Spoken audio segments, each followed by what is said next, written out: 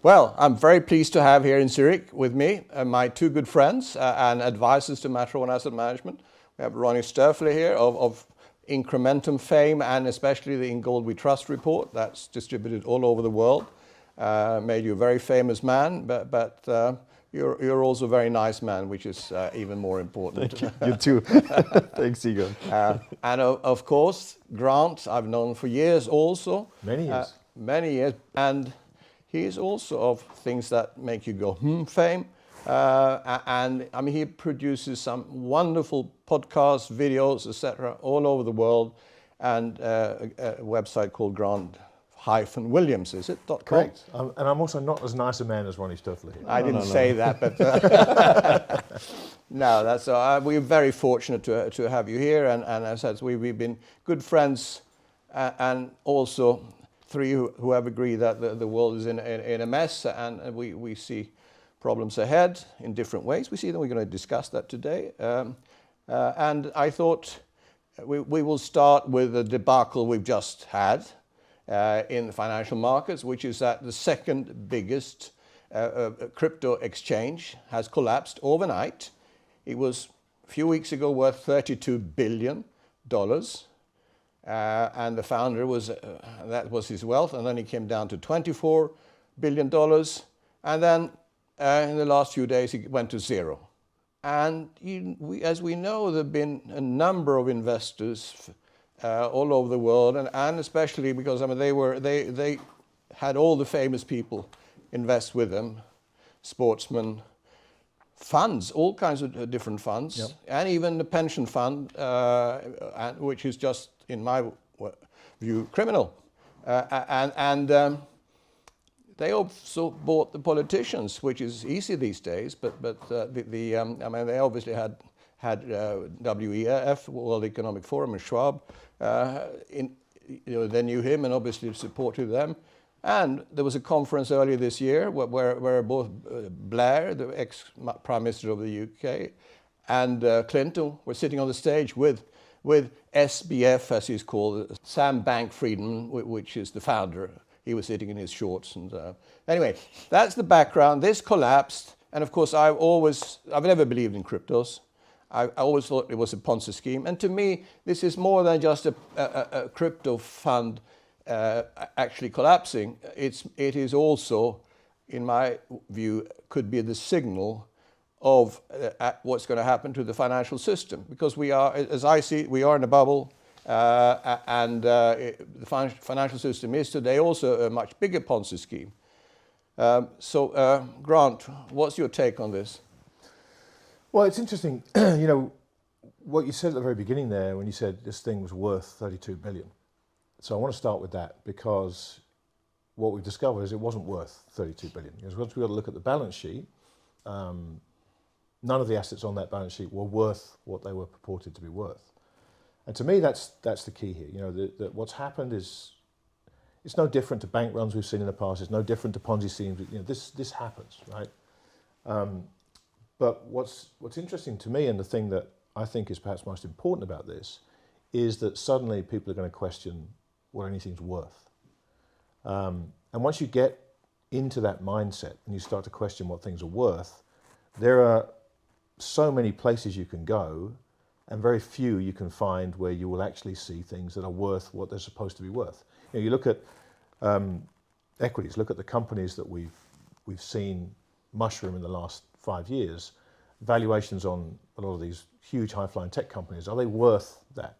Well, they're only worth that if you're prepared to pay double-digit times revenues and double-digit times sales and the kind of crazy multiples that we've seen. So for me, the lesson from the collapse of FTX, certainly one of the key lessons for me, is this return to actually understanding what things are actually worth, rather than the valuations put on them by the markets. And you know, obviously that we'll come on to talk about gold later on. You know, that's something that for me has always been one of the advantages of gold, is that it doesn't have a lofty valuation. You know, it doesn't trade on multiples of anything. It just trades at its value. And people can argue that value is subjective, and that's fine.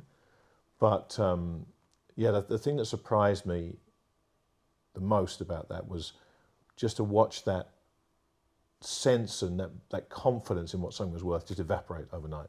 And we're filming this 3 days into this complete charade. Yeah. So by the time this is edited and people get to see it, who knows what would have happened, how many more companies would have been taken down by this. And that's the big fear now, is the contagion. We've seen BlockFi, we've seen talk about Genesis, we've seen a lot of companies that are worth an awful lot of money filing for bankruptcy in the wake of this. So it's going to ripple outwards, and we have no idea of understanding how far those ripples will go or where they will reach. But we're not done with FTX, I don't think.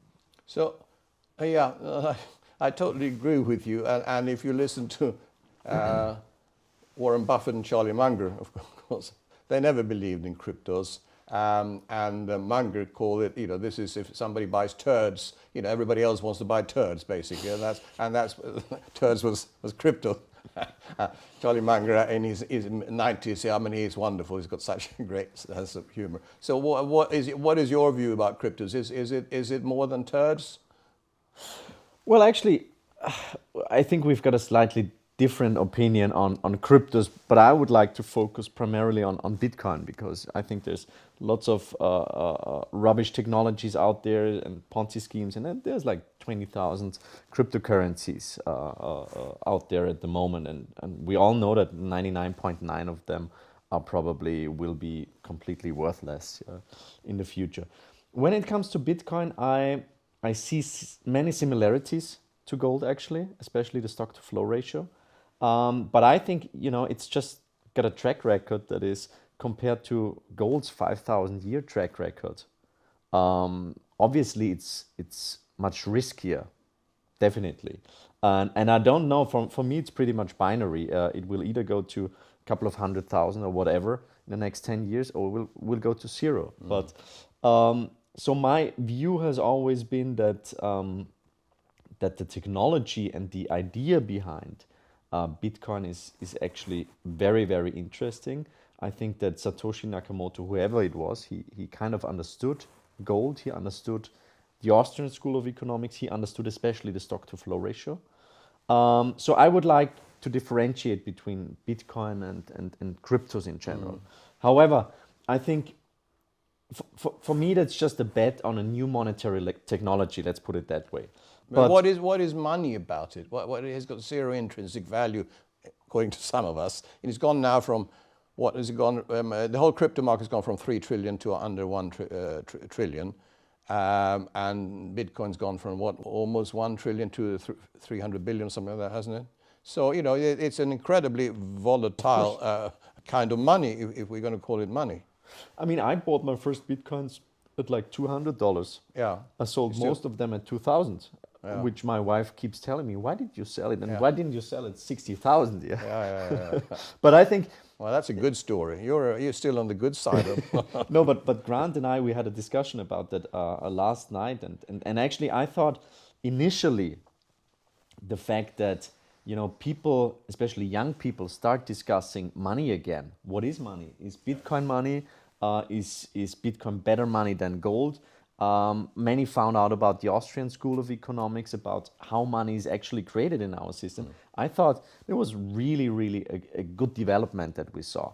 However, it was kind of taken over by lots of Ponzi schemes and shady promoters and, business models that work in an environment where there's heaps of liquidity. But as Buffett famously says, when the tide goes out, you see who's swimming naked. And I would say that, FTX blowing up, but also, the UK gilt market blowing up. Yeah, we're seeing in the currency markets, we're seeing enormous stress. We have to mention here, so the UK pension funds, in order to be able to pay out capital or revenue to the pensioners, had to go into the derivatives market to create actually liquidity. And that created then a storm that the Bank of England had to come in and rescue. And that shows you, okay, that wasn't derivatives, but still, it's part of this big Ponzi scheme. When pension funds have to go use derivatives to survive and get liquidity, but it shows us how leveraged and how dangerous the system is. Yeah, and so therefore I think we're seeing in all different pockets of the market, that actually The weakest links are now blowing up, and you know what works at 0 interest rates doesn't work at 4% anymore. No. Yeah. So I think, you know, I really remember when I was a young kid working in a bank, and there was I was at the credit derivatives desk. I didn't have a clue about it, to be honest. And there was a sales guy coming from Lehman Brothers, and my former boss said, well, Lehman Brothers is around for more than 120 years, and they've never had a single quarter making a loss. Yeah. And that was like kind of the sales pitch.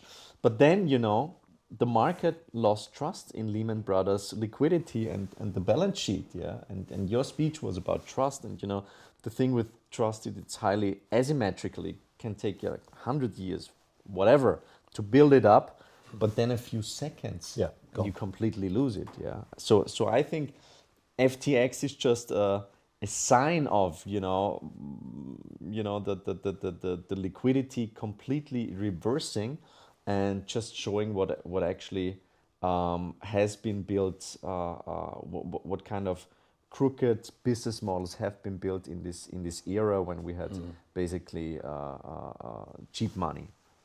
Yeah. Now, you, like many, believe that Bitcoin could possibly still survive in its present form. I doubt it. I think all cryptos will disappear one way or another, and I think many of them are highly leveraged anyway. And there are probably now, behind the scenes, a lot of margin calls that, as you said, and we're recording this now, within the next few weeks, we will know there will be, if there will be a lot more pressure on the crypto market. So that's one of the Ponzi's in the world, but there are many more, and the big one is, of course, debt. Debt is what's going to bring this system down, in my view. I mean, you know, we can take any measure. You take global debt in this century, has gone from 100 trillion to 300 trillion, and you know, I'm since I worried about risk for the last 30 years at least. And of course, the derivatives market has always been the one that I've been particularly concerned about, because people never see the gross exposure there. It's never talked about, and even the Bank of International Settlement that reports this overnight, but was it 8-10 years ago, they took the valuation down from 1.2 quadrillion to 600 trillion, just like that. But because they clearly netted everything down. But you know, in my view, the growth is still over a quadrillion, and I think it's grown exponentially since it was actually netted down by the BIS. So I think we are, because you have a whole shadow financial system now, you know, where hedge funds, all kinds of financial institutions, they create derivatives outside the system, outside the banking system. So we don't even see that. So I could easily see this being 2 quadrillion. And you know, I'm very interested in risk and understanding risk. And derivatives, to me, as we just discussed in this pension fund example, they're actually used by everyone now, and is used as liquidity. So it is a form of borrowing today also. Many of the derivatives are. And therefore, you know, and I think one day that derivative system will blow up, and banks will have to print massive amount of money actually to support, or central bank will have to print lots of money to support the banking system. And those derivatives, because if counterparty fails, central banks have to step in, and that will actually become real credit, in my view, a lot of that one day. So that's the risk I see. And therefore, the debt can go from 300 trillion to a quadrillion or two if the system really blows up here. And that's the big danger we have, and that let's say 2 quadrillion, including all debts, liabilities, derivatives, you know, is resting on what is it? I mean, all central bank gold holdings? Yes.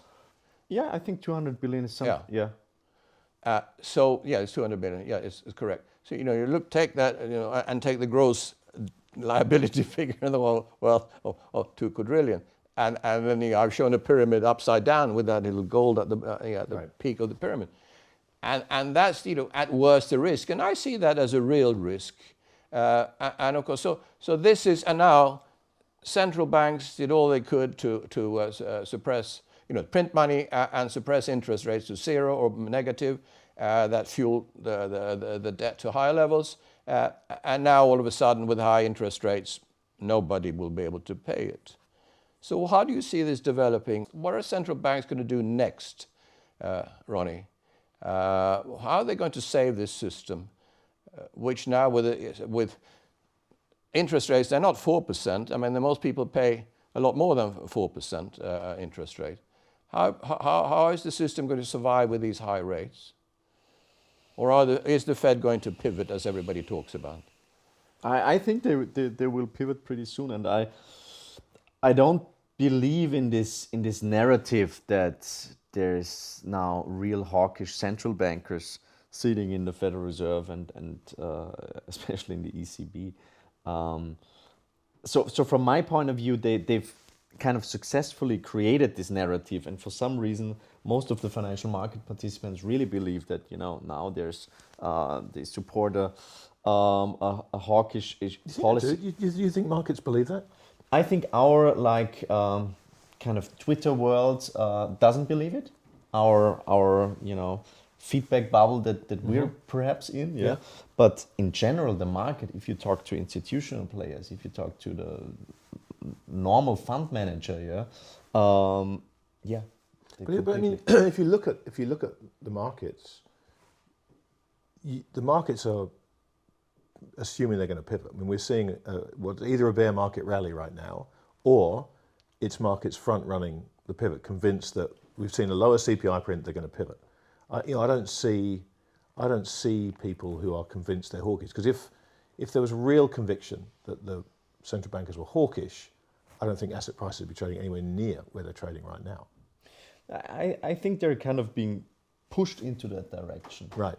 But I agree. I mean, the markets, especially how inflation expectations have been developing, the markets expect lower inflation rates. Yeah, and that's also my take. Yeah, for this inflation wave, that's important. And I see a very divergent development, United States versus the Eurozone. I think it's much more sticky in the Eurozone. But one of my main calls has been that actually the US will enter recession next year, and we've seen the ISM, and we're seeing the leading indicators, and most of the stuff that we follow just confirms that we'll enter recession in the US, which is something, within a cycle of recession. We've survived recessions before. And actually, the fact that at the beginning of this year, interest rates were at 0, and now we are heading to 5%. I think that's the forecast for the first quarter next year. So that's a huge move in the most over-levered economy ever. So if that doesn't cause a recession, I don't know what's going to cause a recession. However, I think, and I've made a comparison with Jay Powell versus Paul Volcker. I just don't see that Jay Powell has the support of the White House like Volcker had back then by Jimmy Carter, and then afterwards by Ronald Reagan. I think if the US enters a recession, if unemployment goes up big time, I think there will be huge pressure on the Federal Reserve. And I think they will lower interest rates, and they will stop QT and come up with a new QE or whatever. And I think that the gold market is already kind of sniffing that out, that development. Well, I think we saw with the UK pension, the LDIs in the UK, we saw what happened there. The Bank of England went from QT to QE in a day. It wasn't we're going to stop tightening. It was we're going to go from tightening to easing, because that's what we need to do. So I don't disagree with you that they're going to pivot, but I don't think the market believes that they won't yet. I still think the market is banking on the pivot. So it's going to be interesting to see what happens if and when they do, whether the markets, people assume that's going to be the trigger for a rocket ship melt up top. I don't necessarily think that's true. I think markets would be an awful lot lower if people genuinely believed that the Fed was serious. And I think when they do pivot, and I agree with you, they will, because they'll be forced to, they won't have a choice. It's not that they want to. I think they want to be hawks. I really do think they want to be hawks, and they want to get inflation under control, but they're not going to have the ability to do so. And I think when they do pivot, the focus will turn to why they're pivoting, i.e. a recession and a bad recession in the most over-levered economy of all time, with stocks trading at margins that don't support anything like that. So I think when the Fed pivots, it might actually not be good news for markets. I think markets are expected to rally because more free money, liquidity, all these good things. But I think that will be the sign for people to start focusing on the economic conditions and valuations of companies in those conditions, and that's not going to be a good thing. But I actually believe that the pivot will come later than I don't know when you think it's going to come, Ronnie, but I think that now central banks are determined to get inflation down. You know, for 10 years, inflation was 0 or minus, and they couldn't get it up to their target of 2%. And then overnight, it went up to 7-10% around the world, more or less overnight. And no central banker understood that either, and he thought that it was just transitory, as we all know they thought. And so they haven't got a clue. And I think they're going to keep rates high for much longer until stock market crashes, whether that's in the next 3 months or the next 6 months, whatever that is. And I think interest rates will remain high until then, and then they'll pivot. But I have a totally different view of the long-term interest rate curve and of debt markets, because I think interest rates have turned. Whatever, you know, we had a 35-year cycle first. Now this was a 40-year cycle from 80, around 80 to 21 or so when they bottomed. And I think we are in for 20, 30 years of higher rates. Of course, we know that it never goes in a straight line. But I think the trend will be up.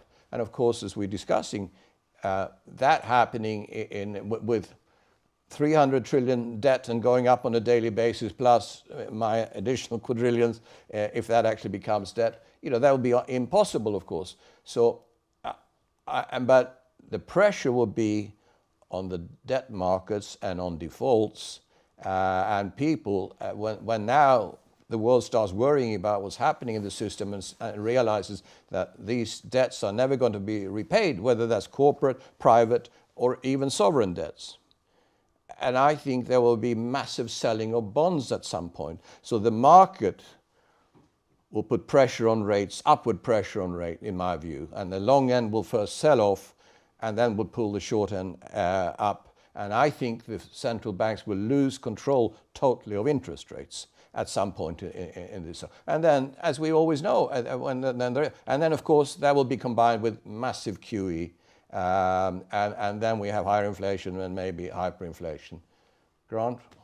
Well, I don't think we're in for a 30-year period of rising rates. I disagree with that, because I just don't think the world can handle that. I don't think that will work. I think there will be a blow up long before that, and we'll have a cleansing of the system and things will get back to a normal rate. But look, if you average over time, interest rates are somewhere 5 to 6%. That's about the average interest rate.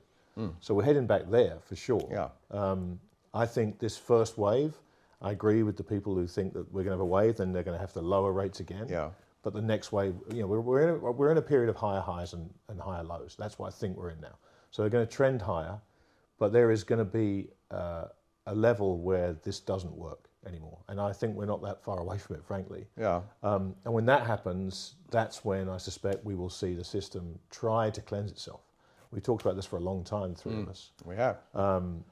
Whether that's allowed to happen naturally, which would be dramatic and chaotic, or whether it's attempted to be managed, is to be decided. If they lose control, which is your base case, then it will be chaotic and dramatic. Yeah.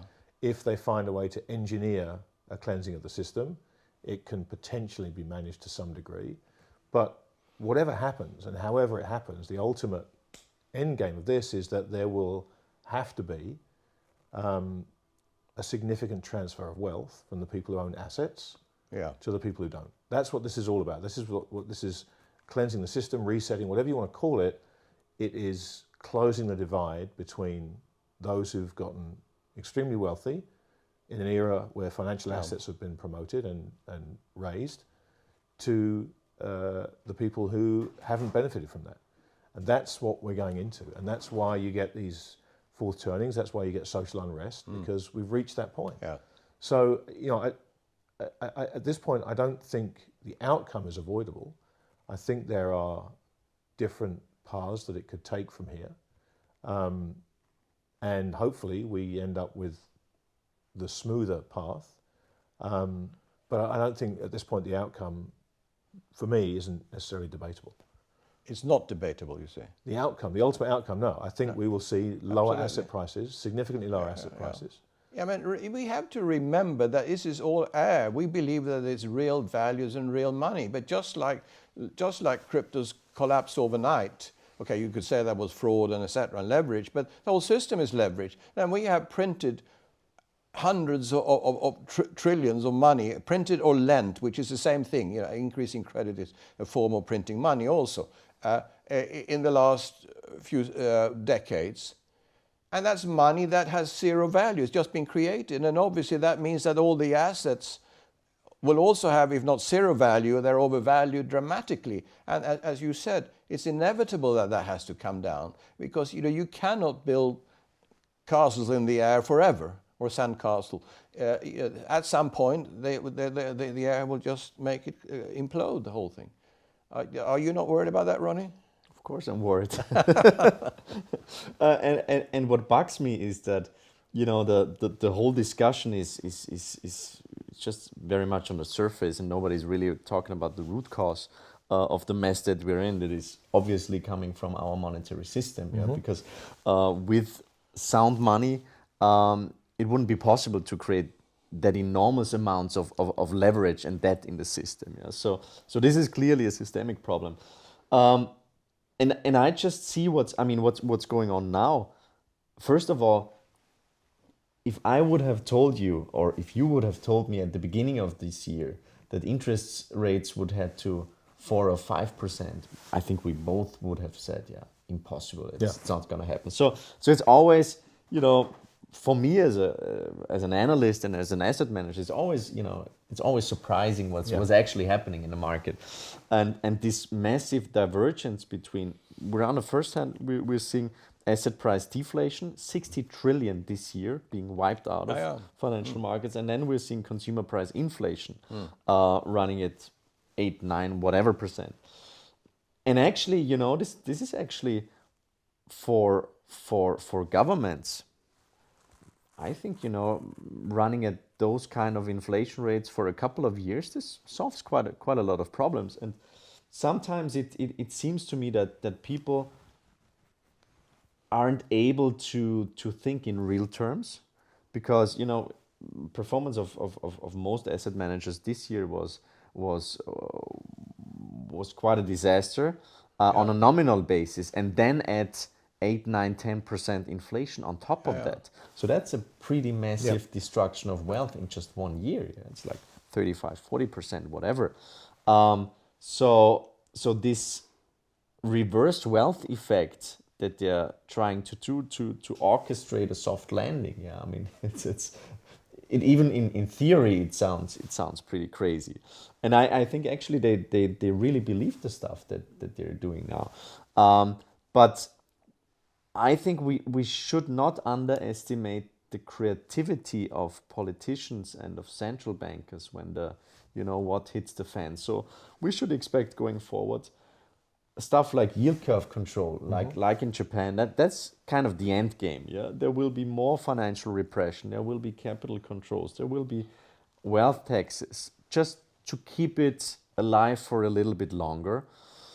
But obviously, it's a systemic problem, and those problems won't be solved with those solutions. No, and if we now, it was pretty clear. I mean, the way I analysed what has happened, we've had massive inflation for at least 20 years. You could say 50 years also, since the gold window was closed. But we've had massive inflation. But in the last 20 years or so, it's been asset inflation, and nobody saw it. Consumers never saw it, because the money that was printed and created never went to the consumers and retail markets. They went to the financial system. So a financial system and assets became bubble assets. So there was zero consumer inflation and massive inflation in assets. And it was obvious at some point, at least to me, that would have to reverse, and because the asset bubbles would implode, and then real inflation, consumer, the way that it is measured, consumer inflation would actually start to go up rapidly. And isn't that quite normal, Grant, this kind of reaction? You know, we had a bubble in assets and a suppressed consumer situation in spite of all the money printed. And now, all of a sudden, that's being reversed. It had to be reversed at some point. It did, yeah, but I want to go back to the point Ronnie just makes. I think it's a really important one to understand about what comes next, and that is the creativity, which is a great word for it, for politicians and policymakers and central bankers, because look, they're in a problem of their own construction, right? They've made a series of poor decisions designed to avert short-term crises with no thought for the long-term damage that these policies will make. It's okay, we need to solve the problem right in front of us here. And oftentimes, the right way to solve the problem in front of you is to let bad things happen for the longer-term benefit. And they've just simply avoided that. Every time they've been faced with a decision, they've blinked and they've thrown more fuel on the fire with QE and low rates and whatever it is. So at this point, whatever happens from here, ultimately, when the history books are written, they will all point towards the decisions made in the central banks of the world over the last 30, 40 years as the cause of the ultimate breakdown. So they are going to try and keep this thing going longer in the hope that some miracle will occur and we will get genuine growth from somewhere and they can grow the way out of this. It's not going to happen at this point. But they will fail. They will fail. They will fail. They will fail. We don't know when. We're not. I agree. You know. But for investors, it's important to understand that the tools now left at their disposal are essentially confiscatory in nature. That's really what they're going to have left now. And Ronnie's point is important to understand. If you look at Japan, you look at the experiment in yield curve control in the JGB market, and you can see now where that's playing out in the currency market. The Japanese yen is turning into confetti rapidly. They can't have both. We they were can't all have expecting for a long time. True. But you can't have yield curve control, unlimited QE, and a strong currency. We've known that for a long time, but the evidence hasn't actually been waved in front of our face until now. So we now know what it looks like if they try and do that with the euro, if they try and do that with the dollar. We've seen the same thing in Australia. We've seen them attempt yield curve control in Australia. It failed, and we saw what happened there. The yield on the 3-year bond tripled in the space of a couple of days. The Aussie currency is weak. So they are going to have to confiscate wealth. They are going to have to put taxes on wealth. They are going to have to control yield curves. They are going to have to mandate sovereign bond purchases by pension funds. So all these ideas that constitute financial repression will necessarily be brought into play, because to not do them means the system collapses in a much more chaotic, disorderly way. Correct, but in my view, whenever that will come, they will lose control. Politicians are already. But what is when you say they lose control? What just paint us a picture of that. The bond market will take control of interest rates, for example. So what does that world look like, do you think? They're horrible, of course. It means unlimited money printing. It means QE over and over again until the thing collapses, of course. But that's the only tool that they know on the monetary side. Then, of course, the fiscal side, you're absolutely right. And I've been clear about that for years. Taxes will go up for everybody. And you see the pivot in England now. You had a prime minister for a few weeks, came in and was going to lower taxes, make everybody happy, buy more votes. And then comes the central bankers say, stop. We don't like this. We're creating panic in the market now. So because we don't like this prime minister, and she was out within 6 weeks. And now comes the next team in, and they are now going to increase taxes dramatically, and it's happening today. But Egon, what's interesting about that, though, it wasn't central banks that said that, it was the markets. The markets said, we don't like this, we're not going to, and if you think about, people talk a lot about, this analogy about the sand pile. You put it's one grain of sand finally triggers the avalanche in the sand pile. And when you think about the chaos we saw in the UK was triggered by a couple of £1 billion of additional borrowing, essentially, right? If you want to boil it down to that, the budget would surprise people, they were going to have to borrow a couple of £1 billion at this stage is completely insignificant in the scheme of the amounts we've been talking about already in this one. But that was enough for the markets to go, okay, right, the gilt markets, we need to sell the gilt market, we're going to sell the currency. So that's the point we're at. We're at the point where somewhere there is one grain of sand that's going to upend the US. We're starting to see it in Japan, it's happening in the UK. But you're right, it's the markets that are saying no more. We just don't know where those lines are, but we're close to them because you're starting to see them happen all around the world now. Yes, and I see periods now of this type of political unrest. Leaders will come and go much more frequently. People will always be unhappy with the present leader. And no party is ever voted in, their parties always voted out of government. And we're going to see a lot more of that. And you know, we have a disaster in America. We have a president who's a lame duck president. They're using strings to pull his arms and legs. Yeah, I'm not saying this to be mean. I mean, I'm not young either, you know, and many of us will lose a bit of memory and get older. But it's not good if that person is a president of the United States. You know, fair enough, you know, he should retire, but they don't let him to retire because they prefer to pull his strings instead so they can control him. And I mean, that's not good for the biggest economy in the world, certainly not to have that kind of president. And in Europe, it's full of weak leaders in Europe. Germany, England now also, I don't think we have a strong leader at all. So, you know, we're going to have those kind of political problems mixed with problems in the financial system. So there will be, and then on top of that, you'll get social unrest. So you will have a pretty difficult period. Us three, we see a lot of people, get a lot of experience here from different type of groups.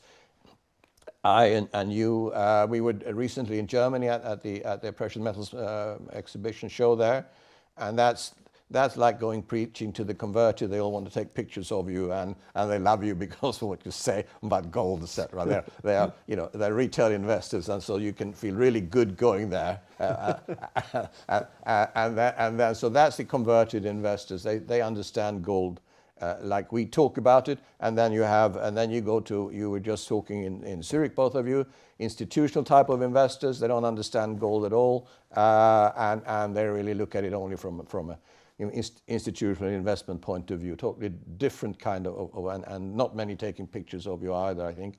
But if then it's mostly older guys, not young, good-looking ladies. But that's Yeah, absolutely. So, I mean, you see a lot of people, Ronnie. You travel around the world, speak at different type of conferences.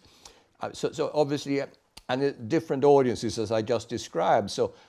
You can't generalize, but I mean, do you get any impression from all of these people you see? I mean, do people understand what's happening, or the various factors that you talk to? I mean, do they understand? I know the Munich ones we saw, they understand from our point of view, but do the ones you see in the US or wherever, do they understand? Do they understand? Good question. I mean, do we understand? I don't know. So. We think so.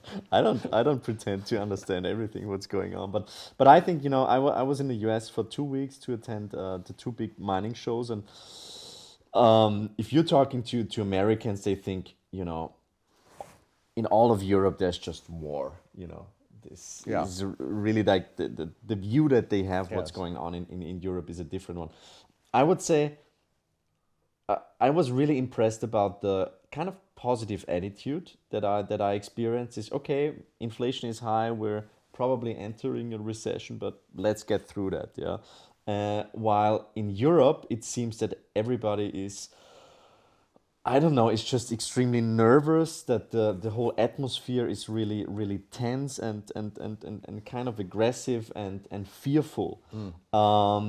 So I think, you know, the mood in general, also, you know, when it comes to energy, of course, the Americans are doing they're doing much better, and then obviously a war also helps their industrial base and so on. So I think on a relative basis, the Americans are doing much better than we do over here in Europe.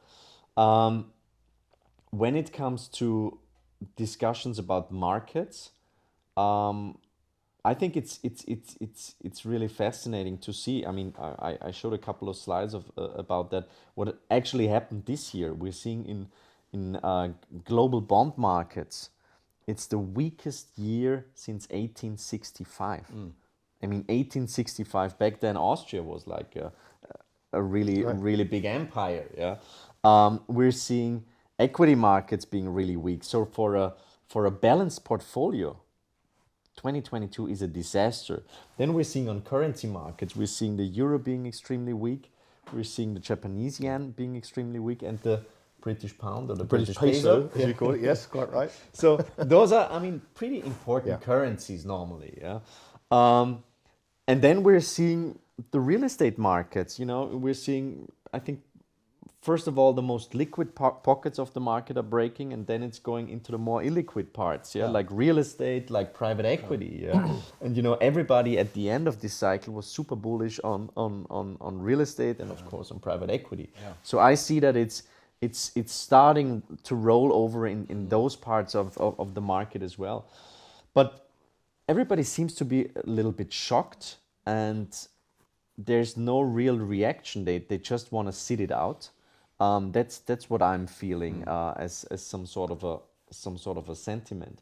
The point of realization is not there yet. That's Exactly. But when it comes to gold, and I'm, you know, I don't have to defend the performance of gold, but I just think it's unfair to say in such a turbulent year, with the US dollar going through the roof versus most of the other currencies, and basically all asset classes taking a nosedive. I think, as we said at the Munich conversation, gold is just fine. Yeah. I think gold held up pretty well, and that bugs me often when people would expect that in that environment gold will skyrocket to 5,000. Yeah. Well, let's just finish on this experience of talking to various people, and then we'll come on to gold a bit more in detail. So Grant, you see quite a lot of different kind of investors. I mean, you talk to a lot of top thinkers in the world, and you do direct interviews with them, and incredibly interesting interviews. And then you also speak around the world to people at different levels, not so much the retail crowd, but sometimes also you do, but also the bigger investors, etc. What's your impression from the groups you speak to, including the individuals who are very into markets? I mean, the more you understand markets, the more worried you are. Right now, I think that's the common thread that I see. The more you understand the way markets work and the way the markets are currently set up, the more worried you are, and I think that's quite right. I think the further away you are from markets, the less worried you are about it, because you just don't understand the level of peril that we're at in this particular moment in time. But even people who work in financial markets, there's another level to that. If you've got a job on a equity desk or a bond desk or a currency desk, and your understanding of markets is limited to your own little part of the ecosystem, you're probably not appropriately concerned. no. And I understand that. If you're a currency trader, there's a lot to focus on in the world of currencies without wanting to understand where the bond market is, wanting to understand where the equity markets are. So I think everybody looks at their own little part of the world. They look at what concerns them. They look at where they're invested, and they take it as a snapshot, and they try and work out, should I be worried about the companies I own? Obviously, with the rise of passive investing, most people on the retail side are worried about the S&P 500, because that's where their money goes, into tracker ETFs for the S&P and passive vehicles that track it. So if we step out and look at the S&P, they've had a horrible first half of the year, and they're probably sitting there now looking at it and going, great, buy the dip still works. It's coming back. We're going to go to new highs. I'm not worried about it anymore. So that panic hasn't set in with people yet. So as I say, it's a blessing and a curse.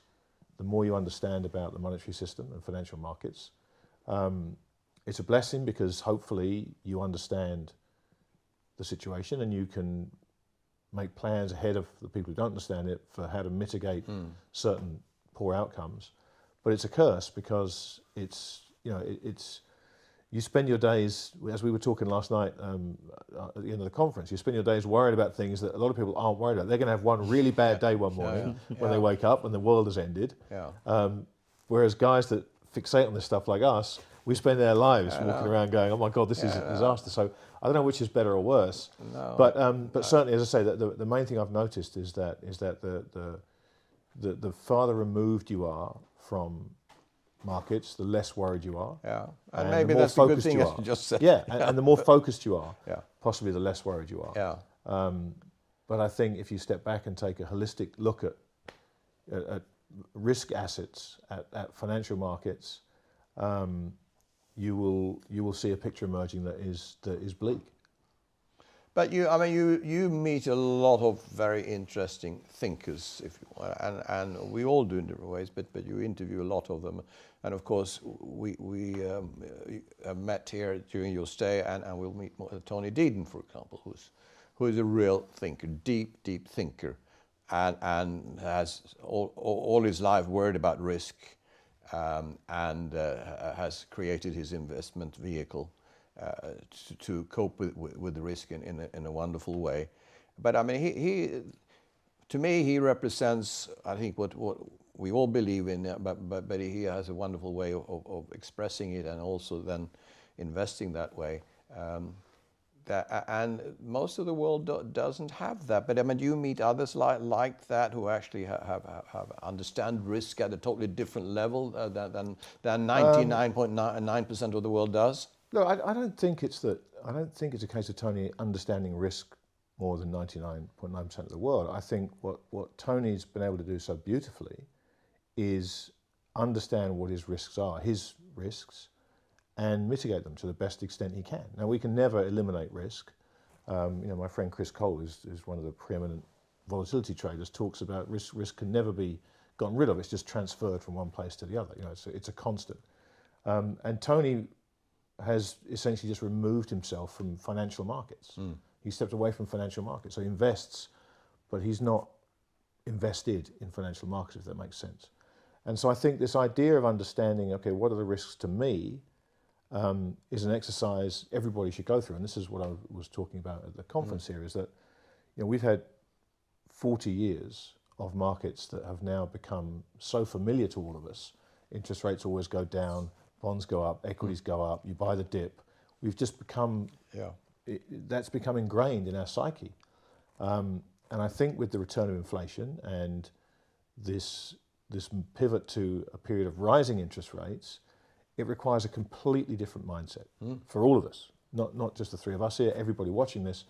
It requires a different mindset. And the sooner you realize that and you sit down and ask yourself questions about what kind of mindset you need, how you're going to have to change your behavior in this new environment, the greater chance you have of perhaps mitigating some of the poorer outcomes.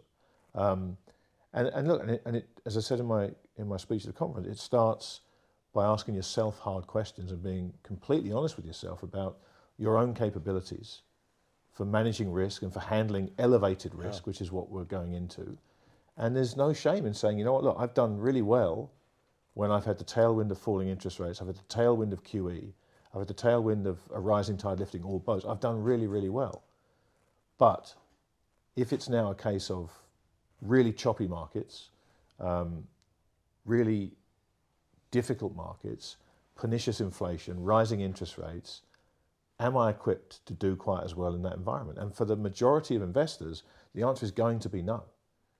That's just a fact. That's not a knock on anybody. That's just the reality, because none of us have had to do that, right? If I may add, Grant, I think obviously the big topic this year is consumer price inflation now finally going through the roof, because central bankers kept telling us inflation is too low, we have to do more. Yes, we don't have enough inflation. Now, they a couple of months ago they still told us it's transitory, but I think that many investors still haven't realized that we are now in a new inflationary paradigm. So our call is kind of that just due to base effect and some statistical things, inflation rates will come down, but they will settle at a much higher level. So I think Kevin Newer said that, that the floor will be 3 or 4% Right. for the next couple of years. And I don't think that many portfolios are really protected against No, an they're not. environment They're absolutely of, not. of and higher no, inflation. no institutional portfolios are protected at all. Exactly, and I, we're keen skiers. You're English, I'm English. yeah. So, but I always try say, to get him on the slope. But well, actually, as you know, on a good day with fresh snow and the sun is shining, yeah, even the Dutch or the Germans are good skiers. yeah. But then, when it's icy, when it's foggy, when it's steep, you can really differentiate. You can really tell, okay, he's a good skier and he's not. And I'm seeing similarities with asset management. Yeah. So actually, in the last couple of years that we saw, you must have been really an idiot to not make proper performance in these markets. Right. Yeah, because we have experienced this everything. A bubble where basically all asset classes were rising. But now going forward, I think, the two big trends in asset management over the last couple of years, first of all, ESG, and the second one, passive investment, I think that's basically over. You have to be much, much more active in that new investment paradigm that I'm foreseeing. yeah, no, absolutely. It's been, to be an asset manager in the last 20, or you can even say the last, as grants in the last 40 years, it's been so easy. As long as, like most investors don't, as long as you always stay in, always stay long, you've made an absolute fortune. Every correction has been retraced and we've gone a lot higher every single time. We all remember them, 87, 2000, and 2008, etc. And it just goes higher and higher. And of course, at some point, trees will stop growing to heaven and it'll reverse. And it looks like we're very close to that now. So asset management is just, you need no skills. You just needed to buy and stay in the market. You could have a monkey throwing a dart on something, and choose whatever papers or investments he wanted to choose, and they went up. It was so easy, and everybody thought they were masters of the universe and they were so good at their job, etc. And that will change now rapidly. And of course, if we go on to talk about wealth preservation and gold, and then as you know, I worried about debt and derivatives already in the 90s, and this is why in the early 2000s we set up, well, we did it for ourselves first, and then for outside investors, we set up what we thought was the best way to protect yourself and your assets against the consequences of this world that was now going to turn to a very risky world from the point of, so we found that physical gold is the best protection, obviously outside the banking system and all that, but of course markets continued up for another 20 years almost, but since the time we went into gold, but in spite of that, gold has gone up a lot more than markets. So because we caught gold at the low point. But in spite of what's happening in the world, and as we said, in spite of the fact that now everybody's seeing inflation, although they haven't quite understood the consequences yet, but virtually nobody is protecting himself, or I'm talking about investor, private or institutional, against inflation. But of course, gold, as we know, doesn't go up at all. Gold only reflects constant purchasing power. And therefore, when inflation goes up, it means that the actually paper money goes down and gold stays stable, but relative to paper money goes up. And that's a period that we're going to go into now, in our view. We have for the last 20 years, but that's going to accelerate now. Still, in spite of gold at this point representing very good insurance in a portfolio, only 0.5% in world financial markets are invested in gold of financial assets. And of course that's mainly institutional, although still incredibly small. And most private individuals don't even know what gold is and what it means. Grant, is that going to change, you think, in the next few years? Well, look, it's what's interesting is it's already changed in one incredibly important area, and that's central banks.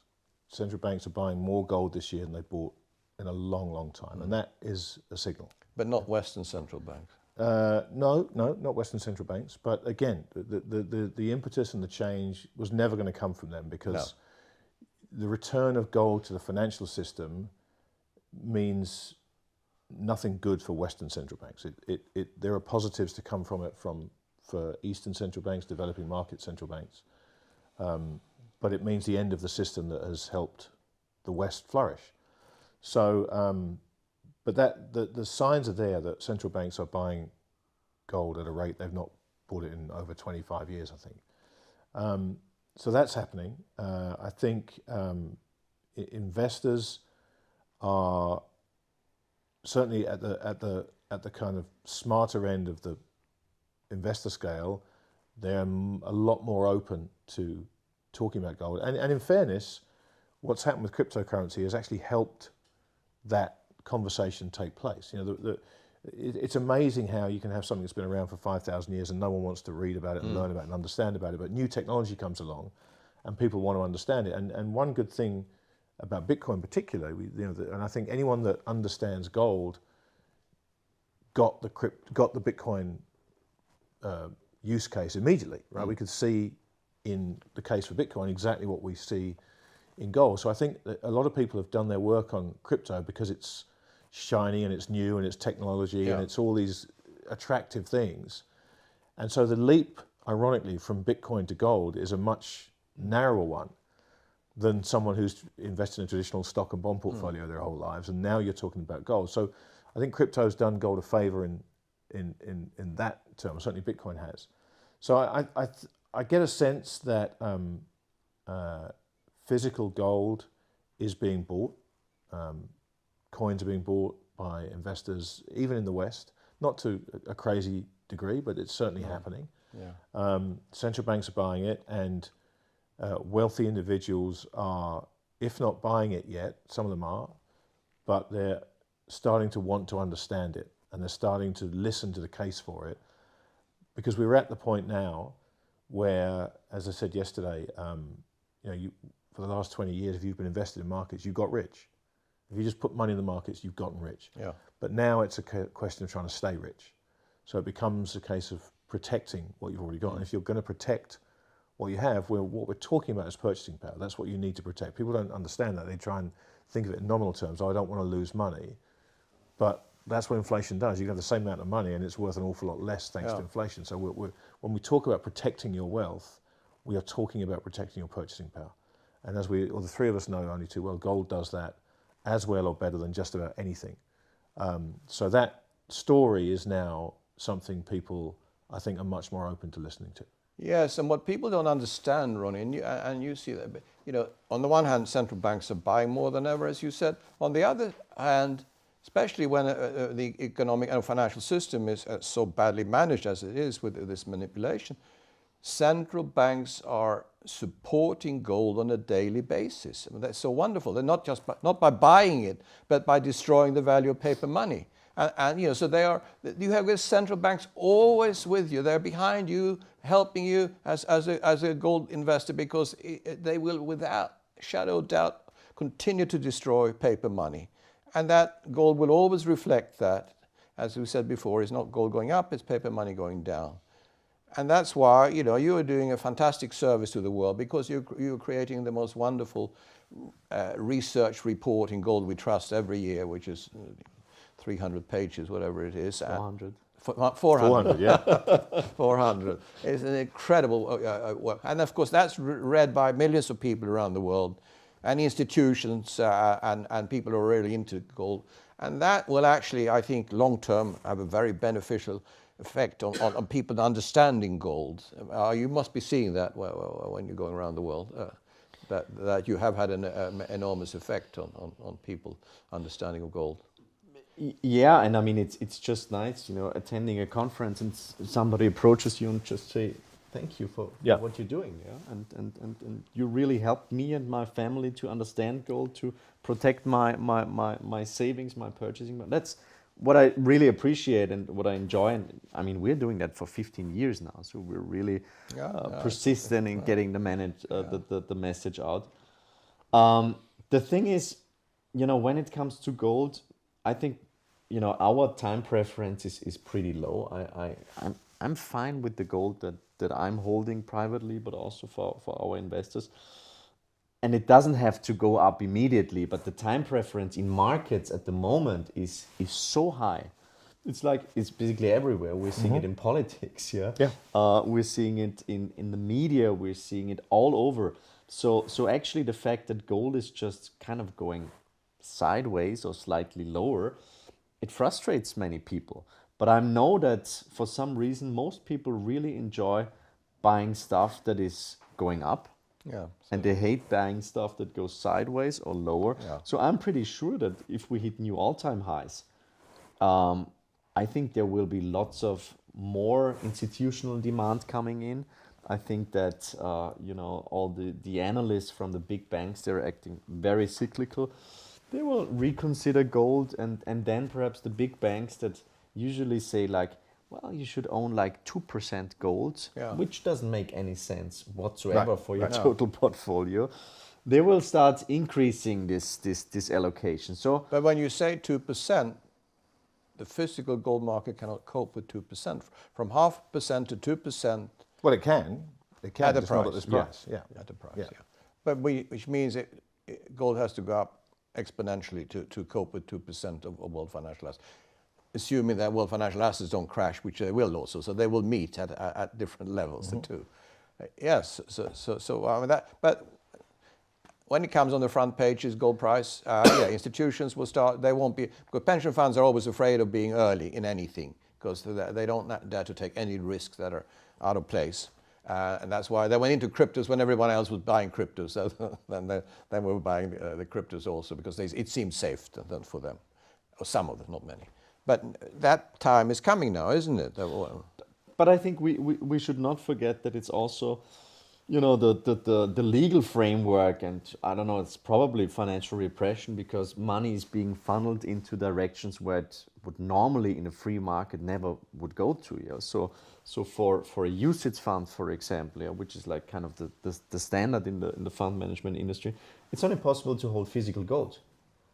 It's okay to buy ETFs or ETCs on gold or whatever, but physical gold is not allowed. I know. And it's the same for pension funds, for example. Yeah. It's okay to buy, I don't know, century bonds, with extremely low yields and lever everything up, but physical gold isn't possible.